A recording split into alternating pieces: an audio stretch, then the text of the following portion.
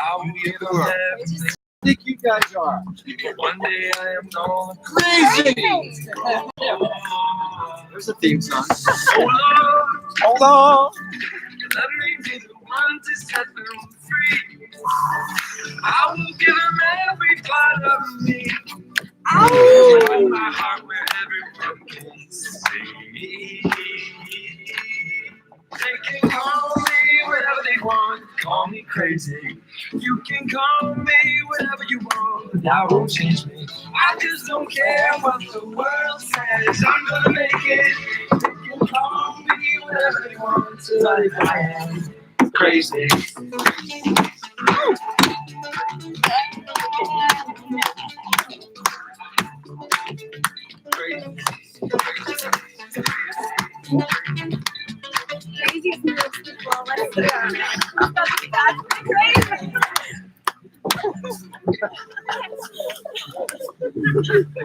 Can you read our Secretary of Stats? Cabinet? Totally. Amongst other things. All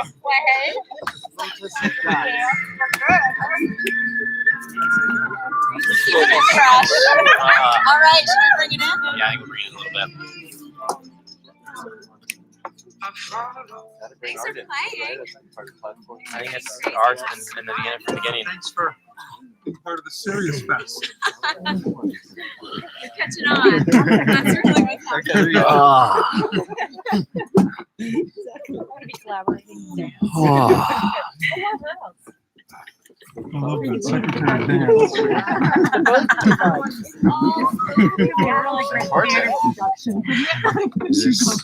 Yeah, it's did you bring one? Yeah. Okay. I didn't put it down. Some people didn't bring theirs, so Was this one mine? did you bring one? So then there's not one officially for you. But maybe They felt it. Oh, we got a turn. Were you? That was the funny thing. They were definitely feeling Is it. that black dog a boy though? That's what I'm wondering. Yes. Oh, wow. Knows how to act. All right. Well, the intention and the purpose of this afternoon, which I feel would be best to open up as a collective for maybe a good maybe half an hour or so. And then if you feel complete, then to just take the evening in a direction that feels most inspiring for you between now and dinner. And for those that like actually want more, we can just stay here until maybe it gets a little chillier and, we wind down. So, but we wanted to come together to open up the first instance of a new flavor, which is more in the flavor of counseling. Excuse me. Let me just kind of get this set up here for our people at home. That's that. When I say counseling, I'm talking about acting as a counsel, kind of getting in that general direction, and integrate what has happened so far from this standpoint of a sense of stewardship and responsibility. And the essence is to consider the questions that you feel really need to be asked, to be either responsible and or to best ensure the success of the mission, or if there's concerns that need to be voiced or stated to potentially bring the field into a higher level of integrity, that can come through. Or if there's an idea that's like really salient, that feels like, okay, if this can weave in, it just adds a critical dimension to it. So that's the flavor that we want to be in this afternoon session. And I think that we can use this very appropriately so as a talking piece. Again, not to contrive the flow, but actually to create the spaciousness around an individual share so that we can actually be in pause. We can be in silence. We can be in listening. We can avoid that accidental thing that happens where kind of we get into a cacophony because we all get very legitimately excited. And so this can help to solve for that. And I trust that each of you know what's most real. We don't need to talk about things that like massive distinction between what we could talk about and what's right in the zone of value, you know, that really moves this moment forward. So I trust each of you to know that distinction within, and I think we'll all feel it too. Like when those shares or questions are brought forward that meet the moment so powerfully, we'll feel. And pretty much everything's open, from a statement to a question to a concern. And I'll go ahead and stop talking and just set this down. It seems like Raymond's moving, but before we go with that, let's just take a couple moments of pause. And then after that, Raymond, I'm going to set this down.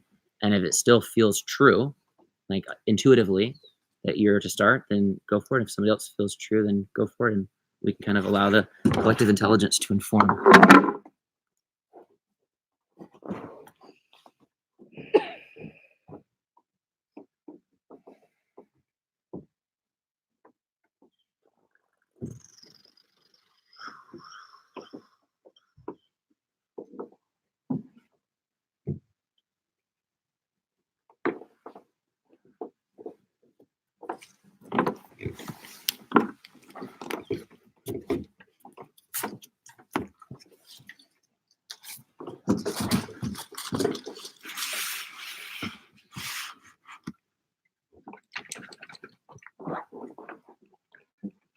I like that this has a dual tetrahedron on it. More triangulated circles. So I calculated the relationship, first of all, between the circle and the triangle.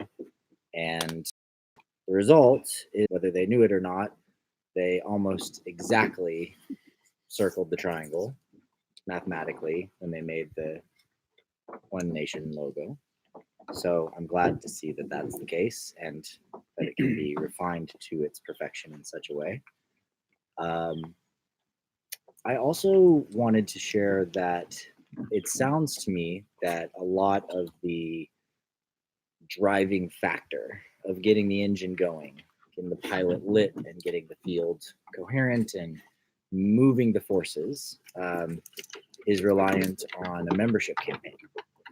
And so as someone who's built many online academies and, you know, driven membership campaigns and got people involved in paying a monthly fee to have some access to something or some engagement with something, I want to invite you to really consider and think about what are the value communications and propositions we want to make to people who become founding members, because there is value just in the sense that, you know, you probably put $27 into Bernie's campaign or some point. So we're only talking about doing that for a couple months, you know, but you're thinking about long-term engagement and really creating a party and a movement and direct action out of the input financially of a lot of people. And what is it for me that if I, you know, gave $10 a month, which for me might not be a lot right now in my life, but at certain times in my life it was a lot. And there are a lot of people where that is a significant. Still get students that are like, you got to cancel my $4 a month contribution because I just can't do it this month. That's real. And so I want us to really think about the value that we're giving people and what that exchange really looks like beyond, hey, it's a new political party, so throw your money in here. Because I think creating that flow and having a good plan around that ensures that that currents isn't just a temporary thing for a month or two, but that actually can get us through a longer journey as a campaign. Yeah, thank you. Beautiful question. Can I respond to that? Totally.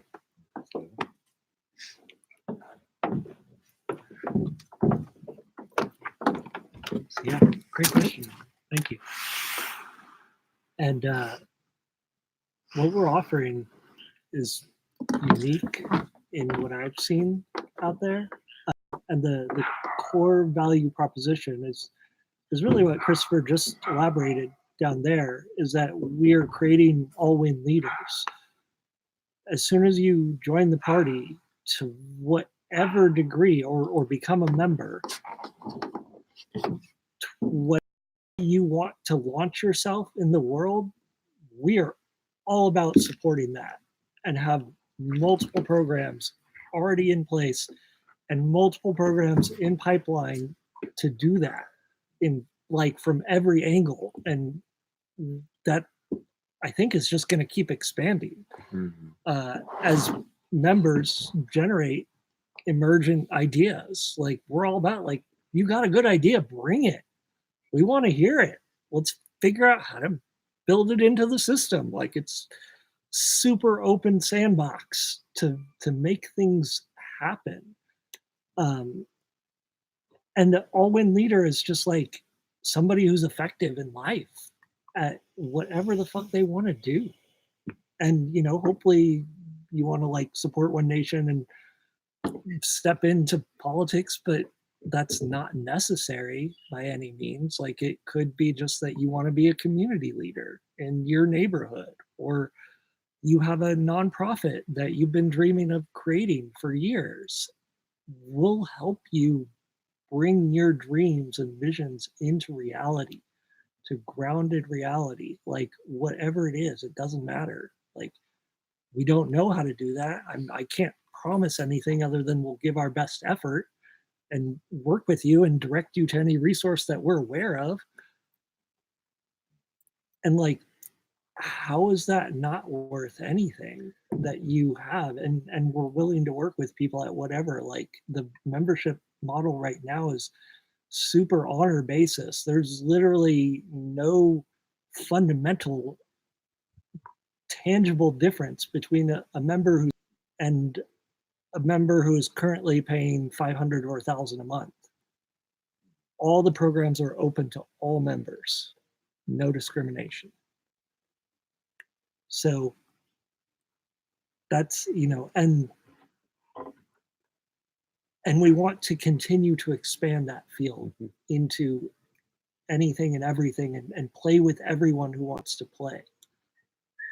So that's my answer to that. Thank you. Thank you for your question and your share, and just name a dynamic, so we don't just keep going on one thread. It's really beautiful to open up a thread, close the thread, and then create space for new threads to emerge. So what I'd like to say, and I may have just a little something to say on every topic, I think that's appropriate. What I hear you saying more than anything else is the story that we tell about membership. Because the value proposition, the substance, all of that, like that's all interior to the story we tell about it. And so I think that's really the most important question is like, how are we telling the story? Like, what is it? How do we tell the story of Adam Apollo as a member of One Nation? And to which degree does he communicate that? And how do we talk about how different people's lives have been improved and enhanced as a result of membership in the network? And I think that different people will have different types of benefits personally. And if we start to tell those different stories, we'll start to kind of tell the story in a particular way. If we start to splice those things together, then it starts to reveal the value of the membership program through the lens of real kind of testimonials, and not just through the lens of like a list of membership benefits. So, and this conversation is really like a strong media marketing conversation. So I think it's very appropriate for us to take this offline and go deeper into the lessons you've learned on the topic, where we're at, and how we can integrate that all together. Awesome. Yeah, I put this down here.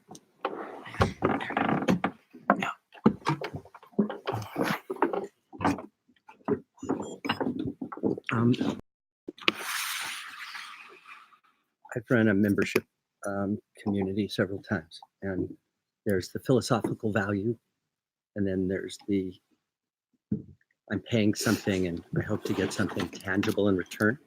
So I think it's good to sort of speak of both. I like the idea of telling stories of the members. AARP is $16 a year, and you get a magazine, discounts on everything imaginable. You save hundreds, maybe thousands of dollars if you really use your membership. So there's quantifiable things that can be worked into this membership. It doesn't have to be a long list, but it helps people who are concerned about their money to see I'm getting something in return. That's the money of exchange. Money is currency is an exchange system. So that's number one. That making sure that there's something coming back, not just philosophically. You can't promise that you're going to help my career. But I want to bring it back to the membership, the chapters, because the value of being a part of a chapter could wind up being the killer app to this, and what people get inside their community, in their immediate circle of value. And I don't know if membership's required to be in a circle or not, the chapter. Is that? You're asking a question. That was a quick question. To hold roles in the chapter. Okay, speak to that.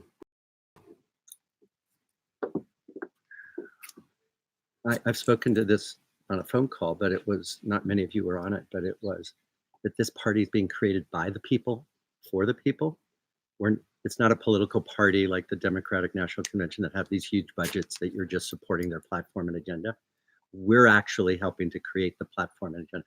So that's a big part of the narrative, is that by joining, you are committing to being a steward of this political party, a real, and recognition is a significant part of that.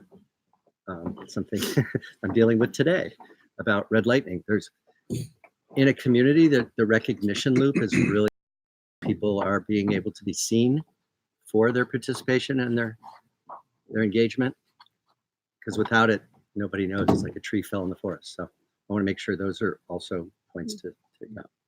I think that's just all. I'll just close that out. So, what I feel is shaping up with you speaking, Adam, is that we need some kind of constellation of members really looking from a meta level at the membership program itself. What is it? What are the features and facets of it? How do we talk about it? How do we provide that recognition? So I've been a driving force of our membership program and its features and facets thus far. So to feel like there could be a moment in time that actually goes from like an individual holding to some type of collective holding would be really powerful, and potentially that's something that you'd be aligned with, and we could start to find some type of rhythms to be in communication that would then lead to maybe a gradual but deliberate optimization of that entire field, which over the course of months could have a huge impact. So I think that's just what we're naming, that wants to probably emerge and arise. So there's like deliberate collective focus on developing the membership program. So we'll go there next, like post retreat. Like I'll follow up with who's interested in that kind of stuff. Two things. Like one, I'd love to throw my hat into that circle as well. We have a membership program, and I'd love to help massage like what be in this container. The thought along those lines that arrived for me is within the conversation of membership, and how do we claim, if you will, or how do we decide how we grant membership. The common narrative in our society is you pay a certain amount, you become a member. And is that the transactional dynamic that we want to stand for within this organization? Or is there another way, in the sense that with Earthwalk, anyone can become a member? We have a financial point that people can become members through. And because we're a stand for all, we know that might be prohibitive for folks. And we have other ways in which people can support in other ways to maintain the field of coherency. And so whether that's, it's for us, the basic Earth level membership is $3.33 a month, but we know some people can't even do that. And so we also have ways that they can give in service. They can do other things, even if it's one single post on their page a month. There's some way in which they're helping to say, I'm in. And so how do we shift the conversation? One of the things that we're seeing in a major way with, let's say, Bernie Sanders and many others who are saying, I'm not going to take PAC dollars. So how can we actually take that conversation to an even another level as far as how are we valuing the people who are part of our equation? And is it financial based or is it actually deeper? But it also that's one.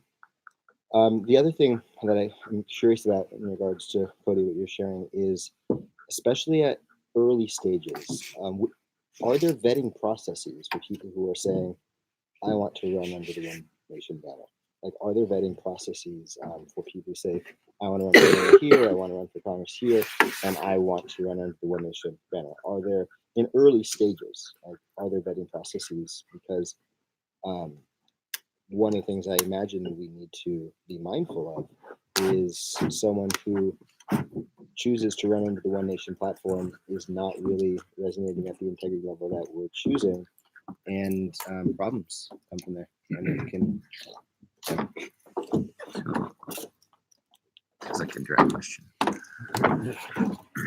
So, when some of you don't know, just because you haven't read the communications that I've probably written and sent,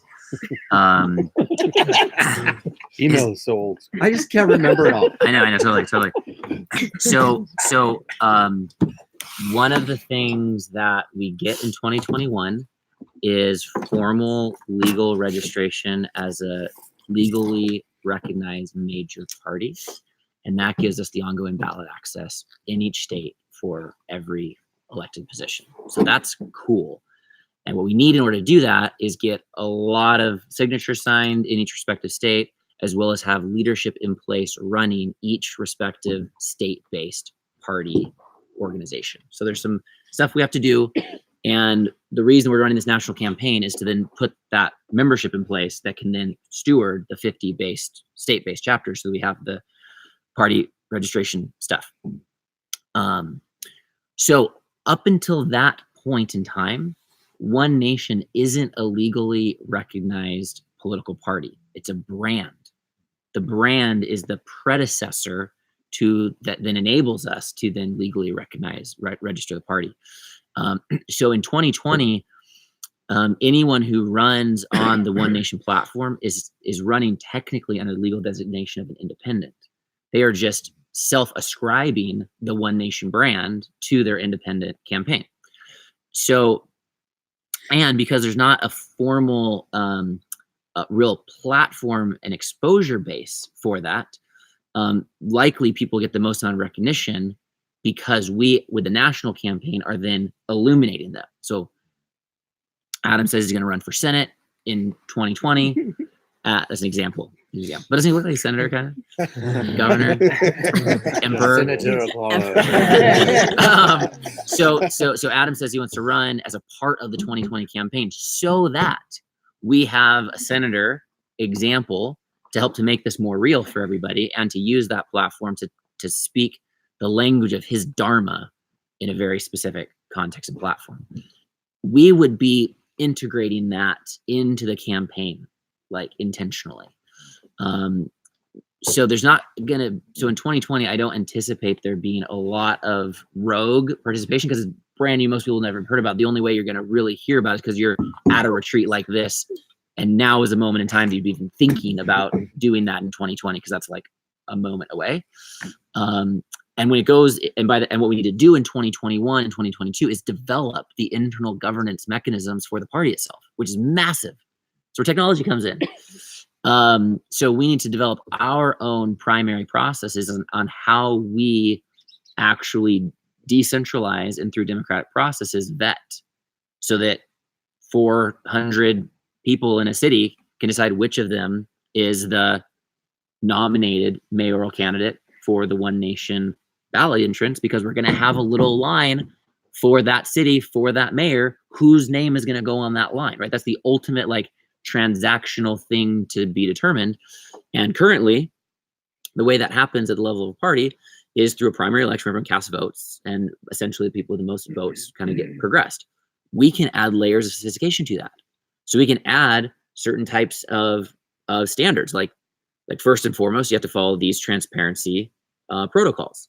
Secondly, you maybe have to go through this type of like personal development or personal training, or verify your skills in these types of ways. We can have collective intelligence where we actually talk as communities about who would be the best person to represent that community or that state. And at a state level, obviously you can't get everyone state in a room, but then you can use technology to support those types of conversations so that we can actually use words rather than numerical votes to help to identify who would be the most appropriate person to be providing that leadership. So that's a massive, an enormous aspect of the future of government.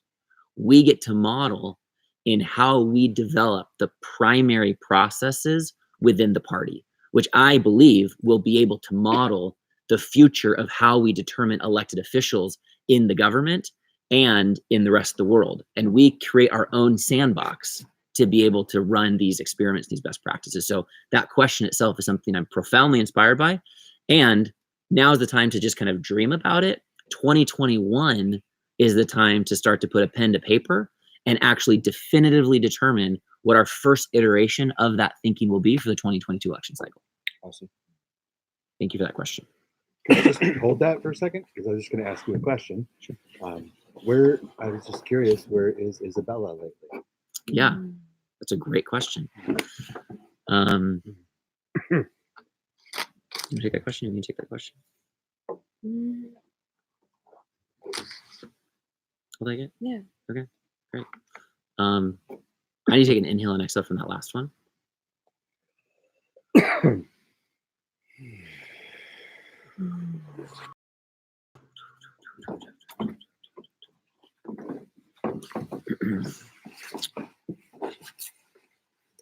So this is a perfect moment in time to just be with all of our practices, right? Transparency, authenticity, all that kind of stuff.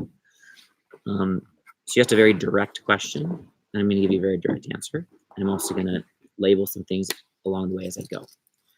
So first and foremost, this is my perspective, and you had a conversation with her. She get a different perspective, and I'll do my best to accurately articulate what I believe her would be if you were to talk to her, just to represent that in the field to the best of my ability. So my experience of that question is that we came together in a really powerful collaboration for about a year, and the crux of the whole thing, where we went in different directions, is because she saw herself as the vice president candidate for the 2020 election. And there was a requirement for that to be confirmed for her to continue her participation. And that wasn't something that, having held this vision for so many years and feeling, and also consulting my wife and other people in the network, that didn't seem true. It didn't seem right to just agree to that requirement. And so we had a course of 4 weeks to decide which direction it was going to go. And when I felt that as a presidential candidate, I was not ready to determine who that running mate would be, that was the end of the engagement. And so she chose to invest her life force energy in other directions as a result of that. So that was my experience around that. What I feel is a narrative that more aligns with how she would articulate it is that she wanted to see that from the very beginning, the very seed, that the masculine feminine balance was intact, and that the announcement of the presidential campaign should simultaneously be conjoined with a female counterpart, and that by announcing that presidential campaign conjoined from the beginning, integrity to her values of masculine and feminine leadership working side by side. And so that was kind of, I think, how she articulated within herself and to others the breaking point. So that was how we navigated that. And we personally have a really beautiful connection, but collaboratively, there was a very stark moment in time where it shifted gears. Yeah, and what I'll just say to really honor Isabella, because she brought a lot of active feminine energy to this seed of One Nation when it was really just beginning to start, right? Like I had been holding space for what was One Nation up until that point, but Isabella came in at this moment in time and she really activated Christopher and she really activated something in the field. And so I really just want to honor and acknowledge the feminine leadership and the power that Isabella has brought and the fact that her imprint is still, is still in the field in the sense that we're all still going and this is still growing. And I think at the end of the day, there was just not full alignment.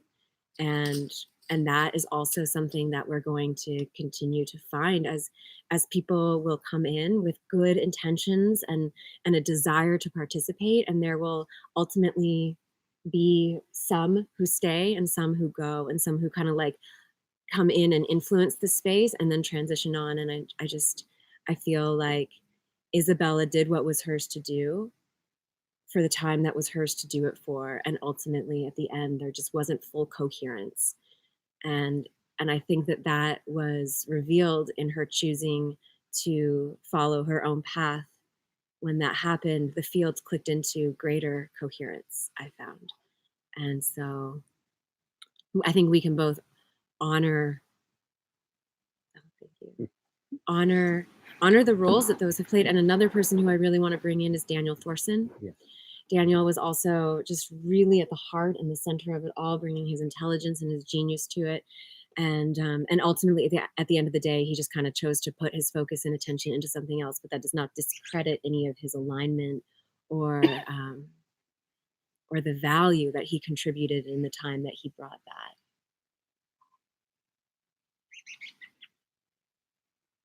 Thank you for bringing them in. It was important to me that both those names got spoken at this retreat, and it feels really good to clarify that they're still around and relationships are still, the relationships are maintained. It's just their energy of participation is no longer here at this time. And that last line is what I want to speak into, that I feel like a really deep return with Daniel and or Isabella at any time could be just really, really beautiful. So there's just full spaciousness for that to occur. Thank you. Mhm. Thanks. I wanted to ask, I was too uncomfortable to ask. Oh, good. Yeah.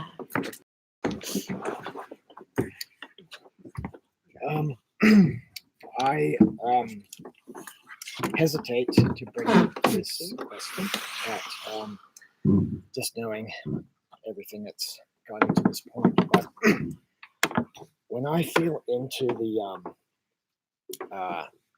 organic, co-creative, alive energy field of the movement, I don't know if that matches the energetics that I feel around the name One Nation. And there's something about one in politics, One Nation. I feel like subconsciously it may carry some connotations with like fascism. Everyone come to the one thing, and there is this, there was a party, is a party in Australia, One Nation, which is a very regressive far right party. And when I first found out about One Nation, I Googled One Nation, and what turned up was this Karl Rove pack called One Nation. And even for me, like when I just see the sort of the energy in the words One Nation, it seems kind of like these sort of straight lines to me in a way.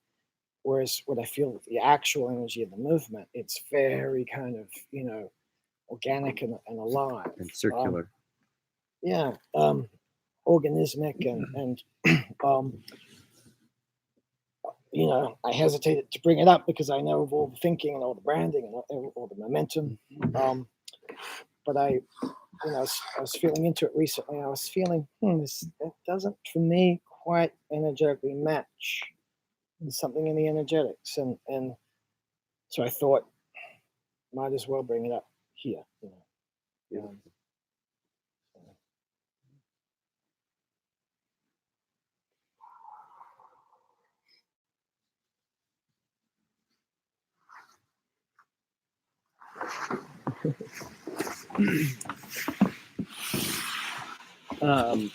I would say I share all of those questions, and I don't know if there's like some kind of group conversation relational tool. We could just have like a little like signal, so when someone like says something that we like, the rest of us that are like Yeah, yes, we can do that. so that we're just kind of aware of who else in the group might share that without having to all say it. Might be more efficient. So I think that all that's very important. I have a question that's related to the optics and approachability of the brand and to the narrative. This morning, the language to me was very up there. As we're talking about words like emergent and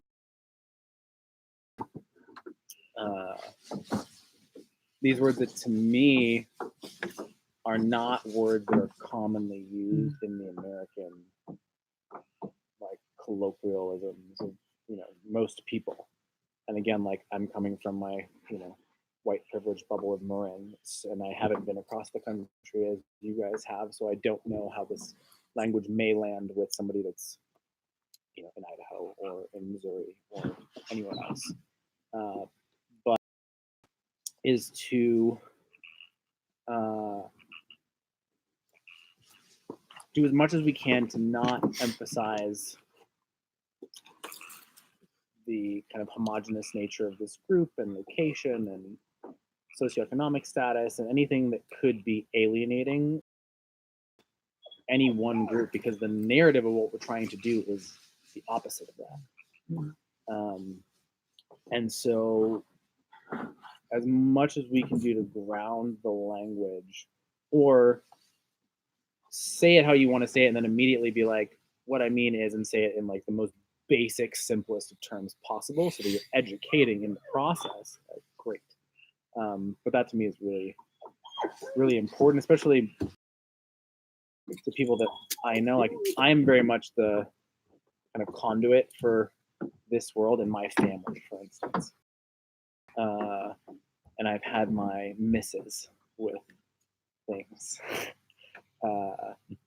plant medicine and all kinds of things, just not being brought into that world in the best way.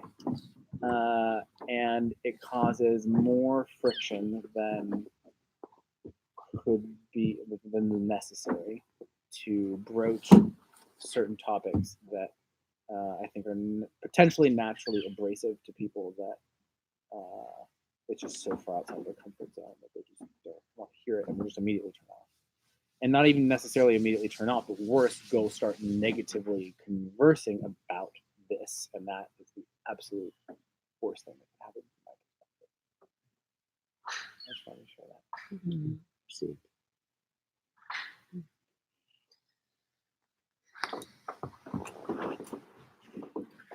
Speak to that a little. Oh, please.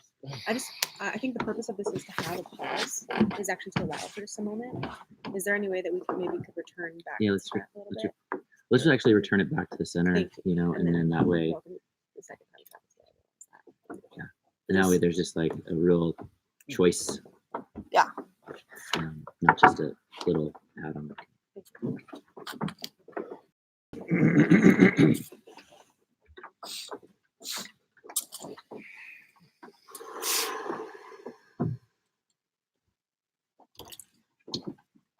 I have a question for the group. Would you guys like me to speak a bit more into some of my thoughts around the name, around messaging language, or do you think it's better to just let those things be broad in the field and keep moving? But they're both good. I'd love to collect a sense of opinion on. Seems useful. I guess I have a curiosity, like raise hands around that question, like how many people do? Like, if we were to just ask the whole container, like how many of us do have concerns, questions, and would that be something that would feel useful to the space as well? Using the collective intelligence here. I don't think it's about a vote. I think it's And about, not, this is not vote, it's influence, it's okay. tracking. It's not about like, then we make a decision. That's not No. what I'm saying. Like, if we're really talking about, because as co-stewarding the space, like what's actually going to be the best for this brand, this movement, it's important to understand. So, as far as of one click into the conversation, I think that generativity is the answer. So, if this question about a name is so real for you that it motivates you to move beyond stating a question or concern, but to do a deep rigor of thinking, maybe to connect with some other members, maybe actually do a process and generatively come up with a counter proposal.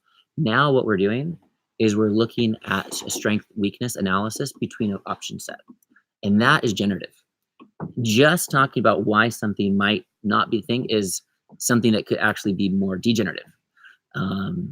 And so that's what I just want to name that. I think that's like the most appropriate thing. Like if you feel that sense of, well, I want to do something about it, then do something, about it and see what's generatable. That's my thought of answering your question. But now I hold the same question. Would you guys like me to speak into some stuff about the name? Does that feel useful? We may as well. Okay. Mm-hmm. Yeah. Yep. Totally. We're figuring it out together. Okay. And maybe the speaker can also tilt the laptop when they grab. Yeah, something like that. Just on a meta level, I'm tracking a lot of voices that aren't brought into the circle right now. There's a certain irony in my world because I'm usually a fast talker and the one has to be a bit more mindful of that. But I'm feeling protective of a space that allows for people who may simmer with things a little bit more to actually bring that forward. And for the fast talkers, fast thinkers, and maybe there's a container that's for the ping pong super fast, make it move.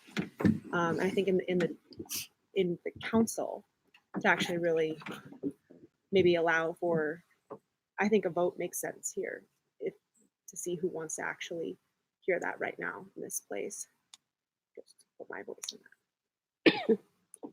Otherwise, the loudest win. Let's just put that back in the center and see what happens next.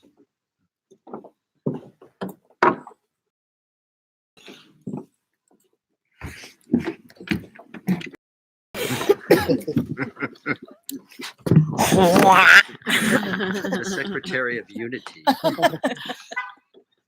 Magic.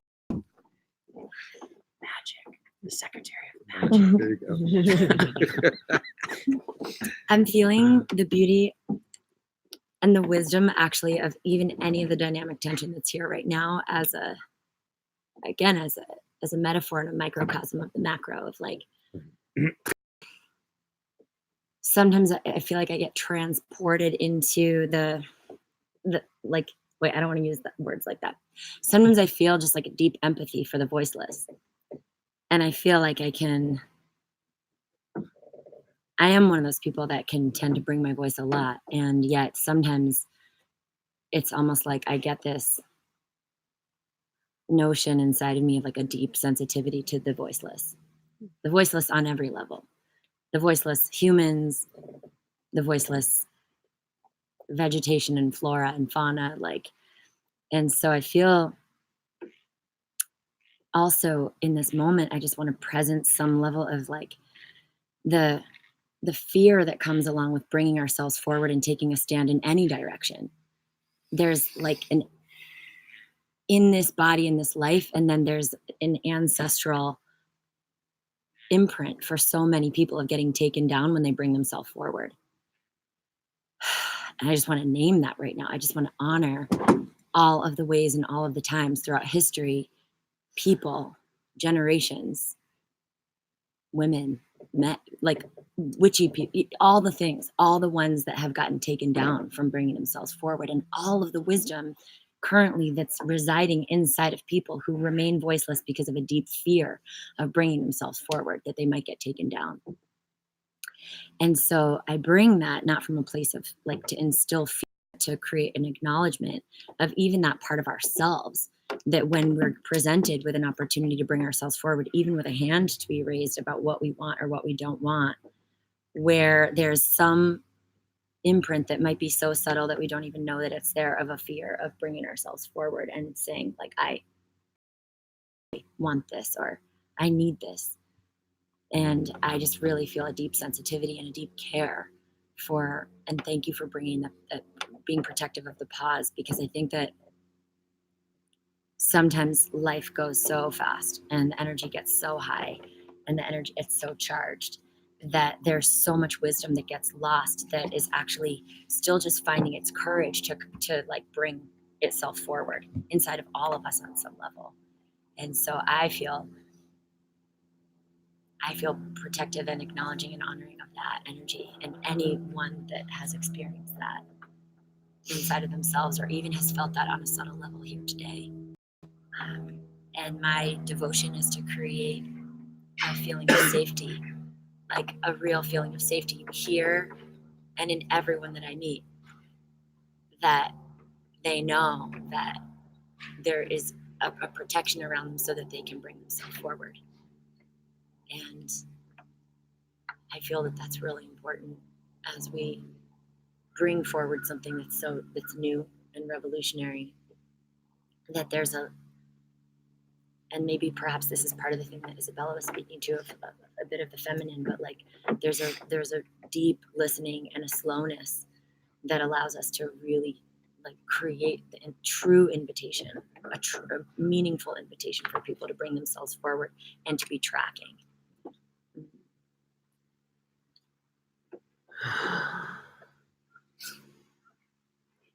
Thank you.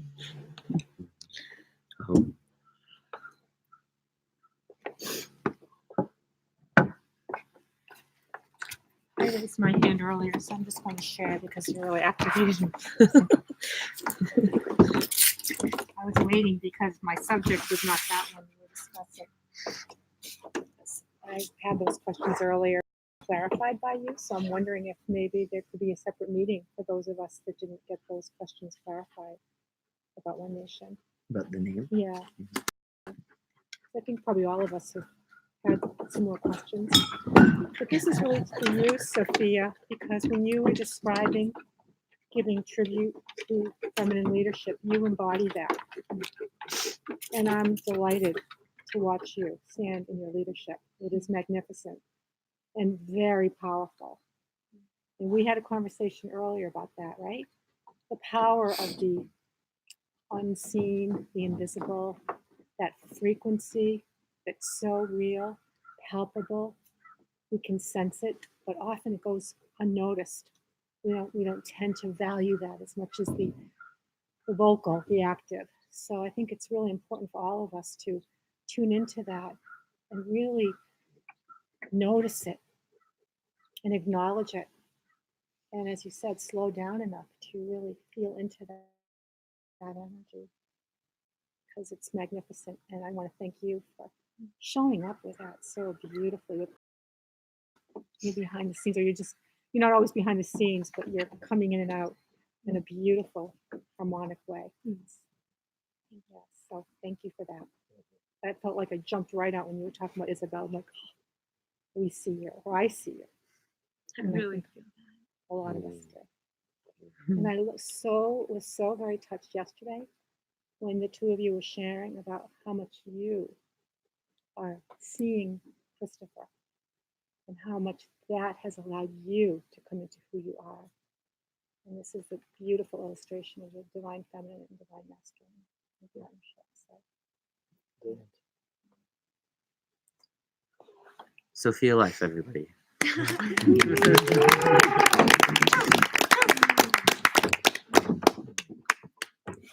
Sophia Life with Christopher Life. Let's celebrate. Yes, yes, yes, yes. Together we rise. Together we rise. Just some sense making. I think we're at a moment where we probably have space for a couple more shares.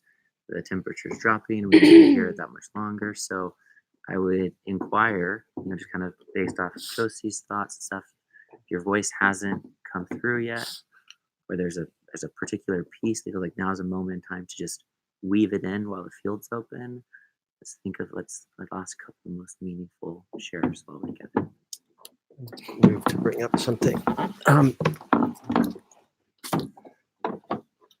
many people saw on Facebook or otherwise some Marianne Williamson content in the last 6 months?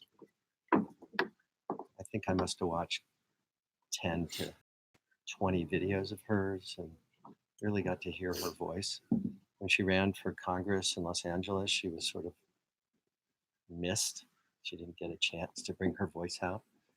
And it's a great example of how that content, that alternative voice that she has really shined through and people resonated with it. She got a lot of interviews on major talk shows and news programs and everything because it was fresh and it was unique.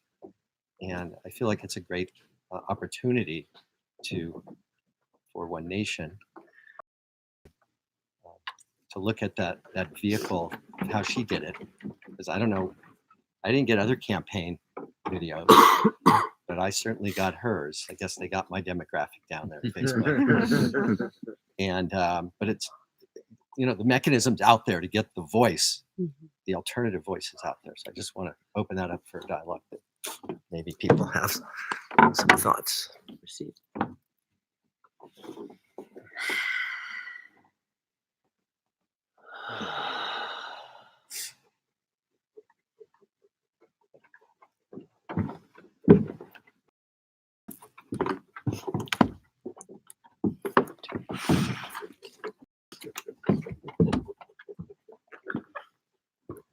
I just want to speak to something that we often talk about in the Sacred Heart, that the energy of One Nation already is. It's inevitable. It already is, and it sort of has a life of its own. And we need to tune into that field, to One Nation, and steward what One Nation wants. Okay? And sometimes we also talk about the intellect versus the heart. It's that we often work from the intellect, and that's easy. That's what we're used to. That's what we're programmed with.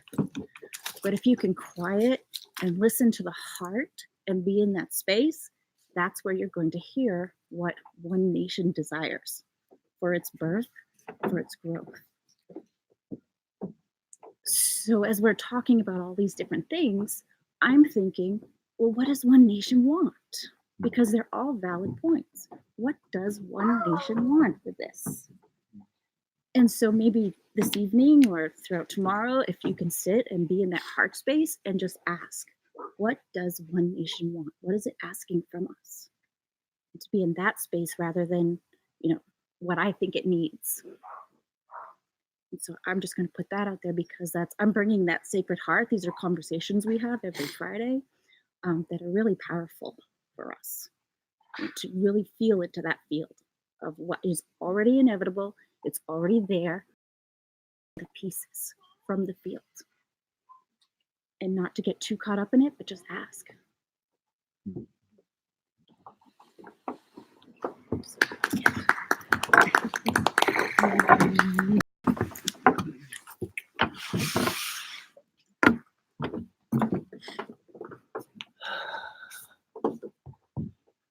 I really like to speak about the heart for a moment because,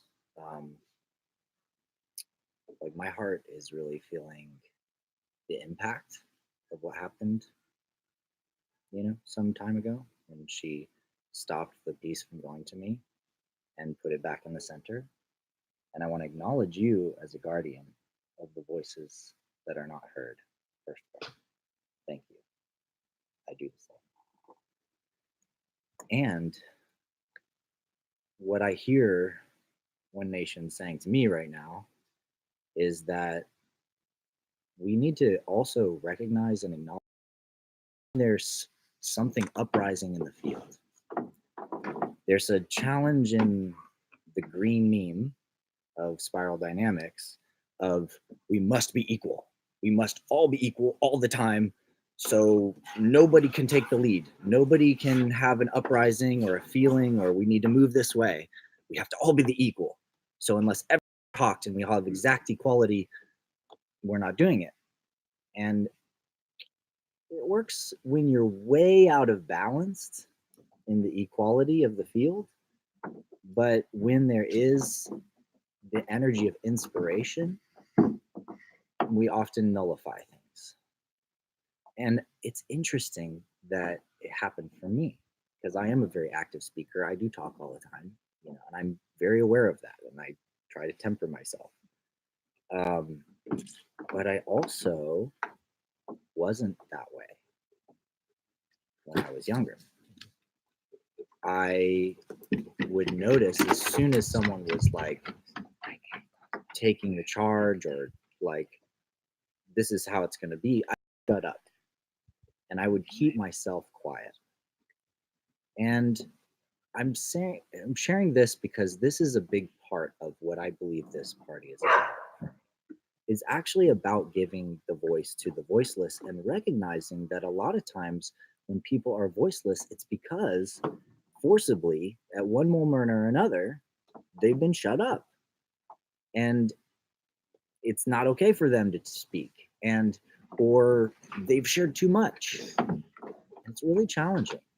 And it's something that I think we would be really well served to acknowledge.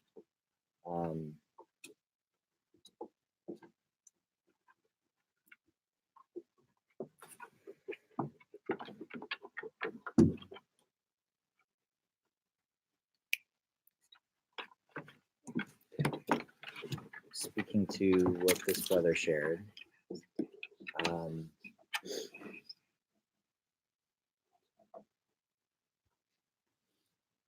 we can speak to people when we identify with their culture and where they're coming from. We can choose language to meet anyone. This is important. We need to take care around definitions, words, quantum, misused a lot, holographic, fractal, misused a lot. But we can choose to speak to people where they're at. Anyone. And practicing with our own families is a great start.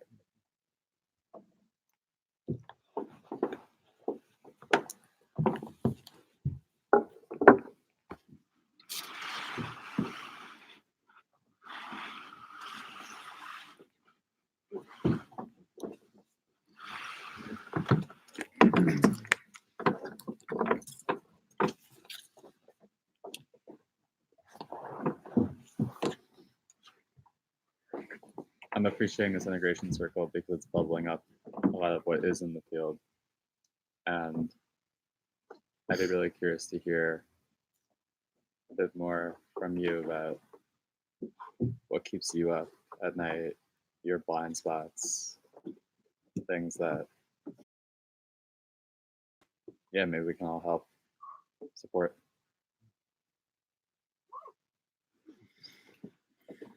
Just touch that for a second.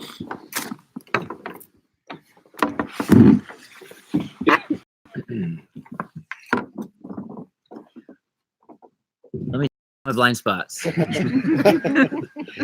What I see is. What I see is.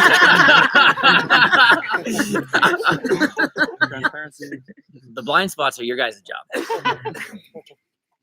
Right? So that's that. And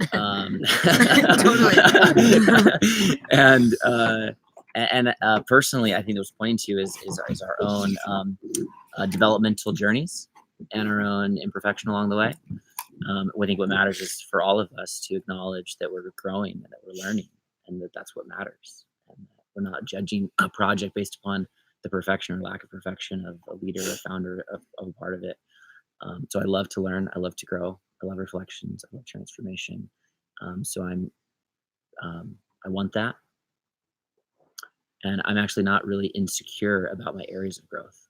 I feel like whatever's I'm going to grow, and I'm going to grow in the right timing. And the more that each of us say yes to in the world, the more context that creates to support and accelerate the growth process. So let's do all that together. And I hope that you can continue to experience my devotion to that personal humility and growth process if you do have something that you might bring forward that you feel like is out of alignment or just improvement. I don't have anything that keeps me up at night as far as like a fear or a concern. I just celebrate that happeningness. And it feels so right, and it feels so beautiful. And it feels like we have enough of the seed to grow something really meaningful that also has a unique value proposition for the world. It's not just like another redundant thing that's like something else that's also exactly the same. No, like there's something about this that's unique. There's something about this that's emerging. There's something about this that's supporting us to claim our stewardship and leadership in our society. And so I'm really overjoyed every single day when I'm on the pillow, feeling that I've got more evidence that it's happening. And with the presidential campaign, many of you have heard me say, there's no attachment to scale. So if we end up with 10,000 people at the end of the year that have heard about us, that's 10,000 people that didn't hear about us. And at some degree, we can use that campaign to be able to get the message out there and get on all these talk shows and radio shows and stuff that Brad's talking about. So there's not like it's like so soon and all these people have been in it for the last years and don't you feel behind? No, I don't. I actually feel like everything's perfectly on track, and perfectly on track because there's this deep acceptance for the modestness of how this campaign can play out. All of which still leads to the cascading effects of value that we get in 2021 and 22 because of it, that keeps the show moving forward. And I do believe a possibility of us having a completely gnarly, I don't know if it's quantum, I might be using that word inaccurately, but I know it would be gnarly, a completely gnarly result whereby, let's look at a scenario whereby, someone more conventional like Joe Biden gets the Democratic nomination. And then where does all the energy around Andrew Yang go after that? And where does all the energy around Marianne Williamson go after that? And where's all the energy around Tulsi Gabbard go? And people that really want things to really change, if they just feel like it's not going to change, it's just the same. Where does all these people that are working right now on these campaigns, these donors, where does all that energy go? And I think there's a scenario whereby as the Democrat and Republican nominations are clicking in, and all that energy that was going around, who's it gonna be? That whole energy, once that is locked in, now we're gonna be in the classic fight between red and blue, the classic binary polarized fight that the majority of Americans are completely sick of.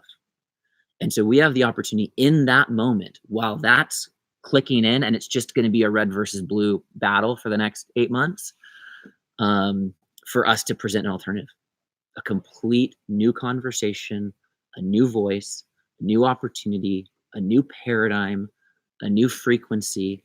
And that could strike a major chord And if we play our cards right, and if we get some significant media coverage, we get some significant endorsements, and if Russell Branson and Jim Carrey and Oprah are like, this is it, right? Because what was Russell Branson's quote is Russell Brand. Russell Richard Branson. Russell Branson. Russell Brand. Russell Brand. That's collective intelligence at work right there. Richard Simmons. Beautiful quote that says, what I want is a full revolution of consciousness of all of our economic systems, but that's not on the ballot, right? Russell Brand quote. And he's been supporting Marianne Williamson, and her talks are very important, but they're not speaking straight into the full gestalt of the systemic transformation that we need at this time, and outlining like how that needs to start going down imminently. And so I feel like what we're bringing forward is exactly what Russell Brand is begging for in that quote. And there's other people as well. So we're positioning ourselves potentially to strike a nerve with the people with